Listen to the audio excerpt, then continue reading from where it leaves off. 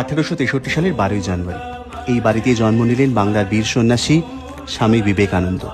এবং এই বাড়ি সাক্ষী রইল সেদিনের নরেন্দ্রনাথ দত্ত থেকে আজকের স্বামী বিবেকানন্দ হয়ে ওঠার। আজ তার 163তম জন্মতিথি। অষ্টাদশ শতকে স্বামীজির প্রপিতামহ রামমোহন দত্ত এই বাড়ি তৈরি করেন। পিতা বিশ্বনাথ দত্তের অকাল মৃত্যুর পর পরিবারের উপর নেমে আসে এক গভীর সংকটের ছায়া। এই বাড়ি নিয়ে চলে দীর্ঘদিনের পারিবারিক মামলা, যার চূড়ান্ত রায় আসে যদিও স্বামীজির স্থূল শরীর চলে যাওয়ার আগে। আইনগতভাবে এই বাড়িটির অধিকার আসে মা ভুবনেশ্বরী দেবী ও তার ভাইদের হাতে। স্বামীজির অন্যতম সন্ন্যাসী গুরু ভাই স্বামী প্রেমানন্দ এই বাড়িকে ঘিরে এক সুদূর প্রসারী ভাবনার কথা বলেছিলেন। তিনি চেয়েছিলেন এখানে হবে শাস্ত্র আলোচনা, থাকবে একটি পাঠাগার ও ব্যায়ামাগার, যাতে শহরের ছাত্র সমাজ সহজেই স্বামীজির আদর্শের সংস্পর্শে আসতে পারে। 1963 সালে সেই স্বপ্ন বাস্তবায়িত করতে বাড়িটি বেলুড় মঠ অধিগ্রহণ করেন।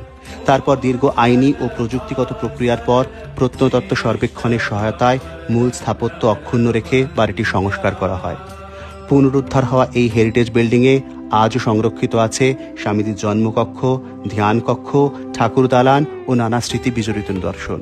এবং 2004 সালে এই বাড়ির দরজা খুলে দেওয়া হয় সকলের জন্য, যেন আমরা সবাই এই মহামানবের আদর্শে নতুন এক সমাজ গড়ার লক্ষ্যে এগিয়ে যেতে পারি। এই বাড়ি নীরবে বহন করে চলেছে এক যুগান্তকারী মনীষীর জীবনের ইতিহাস। এই তো বাংলার ইতিহাস, সিমলাপল্লীর স্বামীজির বাড়ির ইতিহাস।